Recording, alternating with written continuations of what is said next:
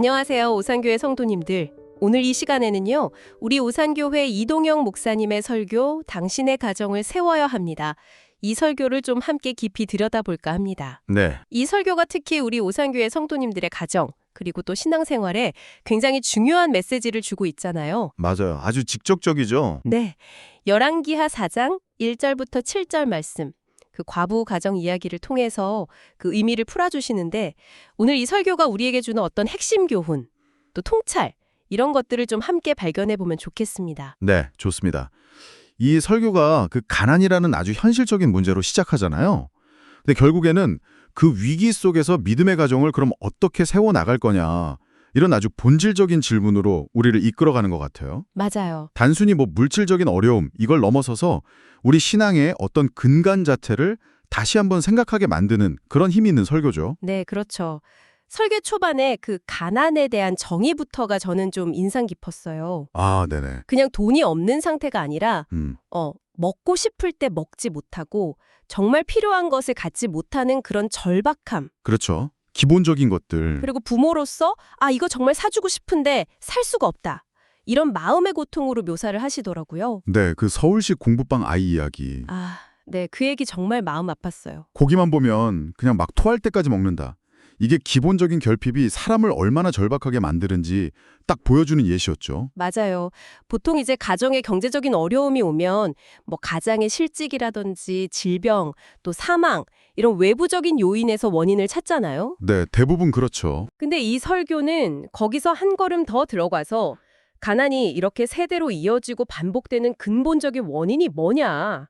이걸 적절한 조언의 부재, 다시 말해서 올바른 방향을 제시해줄 멘토의 부족이라고 딱 짚어주시더라고요. 아, 그 부분이 정말 중요한 통찰인 것 같아요. 네. 그러니까 인생의 어떤 중요한 갈림길에서 어떤 조언을 듣고 또 어떤 선택을 하느냐가 그 사람의 삶의 궤적을 완전히 바꿀 수도 있다는 거잖아요. 그렇죠.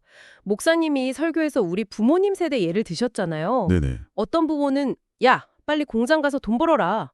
이렇게 말했지만 또 다른 부모는 형편이 어려워도 아니다. 어떻게든 공부해라. 이렇게 자녀를 이끌었다고요. 맞아요. 그 차이가 크죠. 물론 어느 쪽에 절대적으로 옳다 그르다 할 수는 없겠지만 장기적인 관점에서 봤을 때 자녀의 미래를 위한 지혜로운 조언, 또 지도가 얼마나 중요한가 이걸 보여주는 대목이었던 것 같아요. 네. 그리고 이게 단순히 개인의 문제가 아니라 과거에 우리 한국 사회가 그 교육열을 통해서 발전할 수 있었던 배경하고도 연결된다고 설명을 하시죠. 맞아요. 그러면서 이제 유대 민족의 그 쉐마 교육 얘기하시면서 아, 네, 쉐마. 하나님의 말씀을 매일 듣고 마음에 새기고 또 자녀에게 가르치는 것.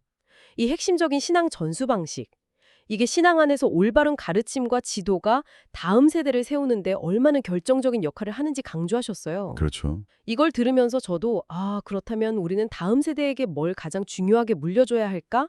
이런 생각을 좀 깊이 하게 되더라고요. 바로 그 멘토의 부재 혹은 올바른 지도의 중요성이란 관점이 신앙적으로도 굉장히 깊은 울림을 주는 것 같아요. 네. 어떻게 보면 영적인 가르침이나 본보기가 없으면 영적인 가난 역시 대물림 될 수 있다.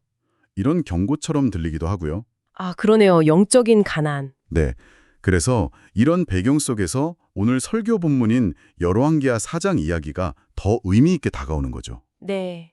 본문 1절로 들어가 보면 한 여인이 에리사 선제자 앞에 나옵니다. 목사님께서 이 가정의 상황을 딱 3가지 특징으로 요약해 주셨어요. 네, 3가지. 첫째는 신앙의 가정이다. 남편이 선지자 생두였으니까 하나님께 헌신된 가정이었던 거죠. 그렇죠. 믿음의 가정. 둘째는 빚을 진 가정. 남편이 병들었거나 아니면 갑자기 세상을 떠나면서 감당하기 어려운 빚을 지게 된 것 같고요. 네, 현실적인 문제죠. 그리고 셋째는 가족 해체의 위기. 빚 때문에 이제 두 아들이 노예로 팔려갈 그런 아주 절박한 상황에 처한 거예요. 여기서 설교가 아주 근본적인 질문을 던지죠. 하나님을 경외하고 믿음으로 살려고 하는 가정에는 어려움이 없는가? 그렇죠. 우리도 그런 생각 할 때 있잖아요. 네. 근데 단호하게 아니다 라고 답하십니다. 믿음이 좋다고 해서 심지어 목회자 가정이라고 해도 인생의 고난, 시련, 죽음 이걸 피할 수는 없다는 현실을 딱 마주하게 하죠. 맞아요. 목사님께서 실제 그 동기 목사님, 노회 목사님, 또 새벽기도 차량 운행하시다 사고로 돌아가신 분들 얘기해 주시면서 네, 실제 사례들. 이 점을 강조하셨어요. 중요한 건 시련 자체가 아니라 그 시련 앞에서 우리가 어떻게 반응하는가, 여기에 있다는 거죠. 바로 그거죠. 그 반응. 네, 그 반응에서 신앙의 진짜 모습이 드러난다는 말씀이 정말 와닿았어요. 맞아요. 위기는 뭐 누구에게나 올 수 있지만 그걸 마주하는 태도에서 믿음이 있는지 없는지 아니면 그 깊이가 어느 정도인지 드러난다는 거죠. 그렇죠. 특히 사람이 아주 극한의 고통이나 분노 속에서 내뱉는 말, 그게 그 사람의 진짜 인격이고 신앙 수준을 보여준다. 이 지적이 참 날카로웠어요. 아, 맞아요. 평소에는 잘 감춰져 있던 내면의 모습이 위기 앞에서 그냥 확 드러나는 거잖아요. 정확합니다. 설교에서는 이 부분을 욥의 아내랑 딱 대조해서 설명했죠. 네, 욥의 아내. 모든 걸 잃고 고통받는 욥에게 그녀가 하나님을 욕하고 죽으라고 저주했잖아요. 그랬죠. 평소엔 어땠을지 몰라도 정말 견디기 힘든 고난이 닥치니까 그 안에 있던 불신앙이 그냥 터져나온 거죠. 근데 오늘 본문의 여인은 완전히 달랐다는 거잖아요. 네, 남편 잃고 빚더미 안고 이제 두 아들마저 빼앗길 그런 절체절명의 위기 앞에서 하나님을 원망하거나 뭐 자기 신세 한탄하거나 그러지 않았어요. 맞아요. 그 엘리사에게 처음 건넨 말, 그게 무엇이었는지가 정말 중요하다고 목사님께서 아주 힘주어 말씀하셨죠. 네, 첫 마디. 1절 말씀을 다시 보면 당신의 종 나의 남편이 이미 죽었는데 당신의 종이 여호와를 경외한 줄은 당신이 아시는 바니이다. 아, 새번역 성경으로는 죽은 제 남편은 주님을 경외하는 사람이었습니다. 이 고백이잖아요. 이야, 그 상황에서요? 네. 이 모든 비극적인 상황 속에서도 남편이 하나님을 경외했던 사람이라는 걸 먼저 선포하는 것. 이게 바로 그 여인 안에 정말 뿌리 깊게 자리 잡고 있던 믿음의 증거다. 이렇게 설교는 해석하는 거죠. 정말 놀라운 신앙 고백인데요. 여기에 이어서 엘리사가 묻죠. 내가 너를 어떻게 도와주면 좋겠냐? 네 집에 무엇이 있는지 한번 말해봐라. 네. 그랬더니 여인이 종의 집에는 기름 한 그릇 외에는 아무것도 없습니다. 이렇게 솔직하게 답하죠. 그렇죠. 그리고 엘리사의 지시는 더 놀랍죠. 나가서 모든 이웃에게 그릇을 빌려라. 빈 그릇을 빌리되 조금만 빌리지 말고 많이 빌려라. 네, 많이. 그리고 네 두 아들과 함께 집으로 들어가서 문을 닫은 다음 빌려온 모든 그릇에 기름을 부어라.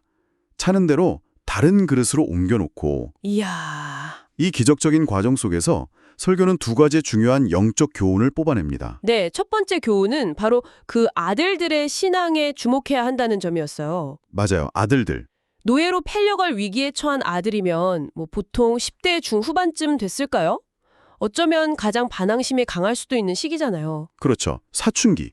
예민할 때죠. 근데 이 아들들이 어머니랑 선지자의 어떻게 보면 좀 비상식적으로 보이는 그 지시에 순순히 따랐다는 거예요. 네, 그게 참 대단하죠. 이게 단순히 착해서가 아니라 가정의 극심한 위기 속에서도 흔들리지 않는 믿음이 있었기 때문에 가능한 순종이었다. 이렇게 설교는 풀이하더라고요. 네, 아버지 죽고 집안이 망했는데 하나님께 불평할 수도 있었을 텐데 말이죠. 오히려 어머니 믿음에 동참해서 그릇 빌리고 기름 나르고 거기에 순종했다는 것. 그래서 이 어머니 인생에서 가장 위대한 업적은 이 혹독한 시련 속에서도 아들들을 믿음의 사람으로 키워낸 거다. 이렇게 강조하시죠. 그렇죠. 마치 아브라함이 이삭을 번제로 드릴 때 그 청소년 이삭이 아버지 뜻에 순종했던 것처럼 말입니다. 아, 네네. 설교에서는 그 순종 역시 아브라함이 이삭을 평소에 믿음으로 잘 양육했기 때문에 가능했다고 연결시키죠. 그렇군요. 그러면서 사람이 이 땅에서 궁극적으로 무엇을 남길 수 있겠는가? 이런 질문을 던지십니다. 재산이나 명예가 아니라 믿음으로 바로 선 자녀. 이게 바로 가장 귀한 유산이라는 메시지죠. 아, 정말 그러네요.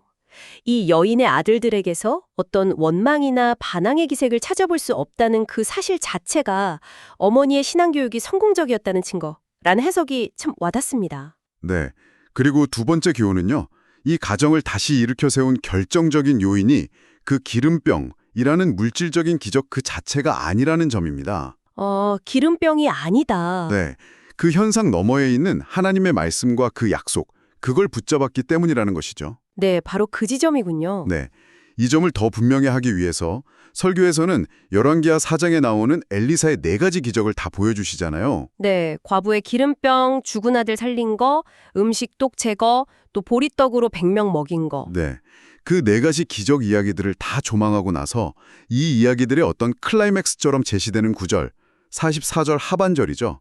마침내 사람들이 먹고 남겼으니 주님께서 말씀하신 그대로 이루어졌다. 여기에 시선을 딱 집중시키죠. 아, 그러니까 모든 기적의 핵심은 그냥 놀라운 사건 자체가 아니라 와, 진짜로 주님께서 말씀하신 그대로 이루어지는구나. 이걸 경험하는 데 있다는 말씀이시군요. 바로 그거죠.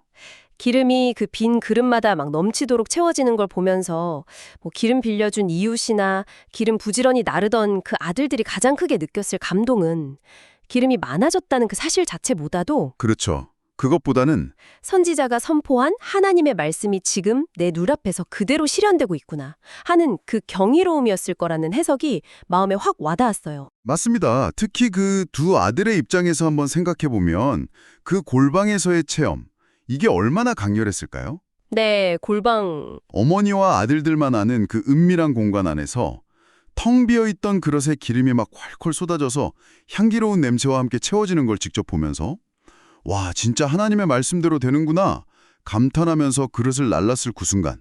상상만 해도 좀 그렇죠? 네, 정말 전율이 있었을 것 같아요.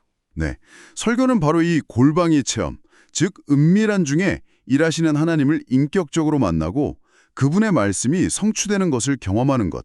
이야말로 평생 어떤 시련이 닥쳐와도 하나님을 떠나지 않게 만드는 강력한 믿음의 뿌리가 된다고 강조합니다. 예수님이 마태복음 6장 6절에서 말씀하신 골방 기도의 의미하고도 정확하게 통하는 지점이죠. 아, 너는 기도할 때에 내 골방에 들어가 문을 닫고 은밀한 중에 계신 내 아버지께 기도하라. 그리하면 은밀한 중에 보시는 내 아버지께서 갚으시리라. 이 말씀이요? 네, 바로 그 말씀입니다. 아, 그러니까 그 골방은 단순히 기름을 채운 공간이 아니라 아들들이 살아계신 하나님의 능력을 정말 생생하게 체험하고 그분과의 깊은 관계를 믿는 자리가 되었던 거네요. 그렇습니다. 그래서 설교는 최종적으로 이렇게 결론을 내립니다.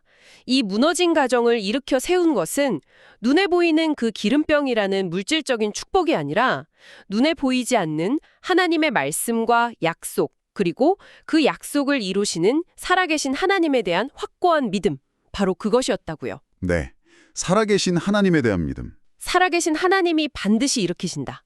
살아계신 하나님이 반드시 인도하신다. 이 믿음이 모든 절망을 이겨내고 가정을 다시 세우는 진짜 원동력이 되었다는 것입니다. 네, 오늘 이동영 목사님의 설교 당신의 가정을 세워야 합니다를 통해서 정말 많은 것을 다시금 생각하게 되는 것 같습니다. 핵심적인 교훈들을 좀 다시 한번 정리해보면요. 첫째, 인생의 위기는 믿음과 상관없이 누구에게나 찾아올 수 있다. 하지만 중요한 것은 원망이나 좌절이 아니라 믿음으로 반응하는 우리의 태도다. 이거였고요. 네, 반응의 중요성. 둘째, 어떤 어려움 속에서도 자녀를 믿음으로 양육하는 것. 이것이야말로 부모가 남길 수 있는 가장 위대한 유산이다. 이 점. 그렇죠. 믿음의 자녀. 그리고 마지막으로 우리 가정을 진정으로 일으켜 세우는 힘은 어떤 세상적인 방법이나 물질에 있는 것이 아니라 하나님의 말씀을 굳게 붙들고 그 말씀이 이루어지는 것을 삶 속에서 체험하는 것, 즉 골방의 체험에 있다는 것을 배웠습니다. 네, 정말 중요한 정리입니다. 진정한 회복 그리고 가정의 세움은 세상적인 것이 채워질 때가 아니라 변하지 않는 하나님의 약속을 붙들고 그 살아계신 하나님을 인격적으로 만나는 그 골방의 체험에서부터 시작된다는 것을 우리 모두 기억해야겠습니다. 네, 그 체험이 있을 때 우리는 어떤 풍랑 속에서도 흔들리지 않고 가정을 믿음 위에 굳건히 세워나갈 힘을 얻게 될 것입니다. 오늘 이 나눔을 듣고 계신 우리 오산교회의 성도님들께 마지막으로 이 질문을 좀 나누고 싶습니다. 오늘 성도님들의 삶과 가정이라는 각자의 골방 안에서 특히 좀 어렵고 힘든 시간을 통과하고 계시다면 하나님의 말씀이 이루어지는 것을 어떻게 경험하고 계시거나 혹은 어떻게 경험하기를 간절히 구하고 계신가요? 네. 각자의 자리에서 이 질문을 좀 깊이 묵상하시면서 주님과의 개인적인 만남으로 더 깊이 나아가는 그런 시간이 되시기를 소망합니다. 오늘 함께해 주셔서 감사합니다. 감사합니다.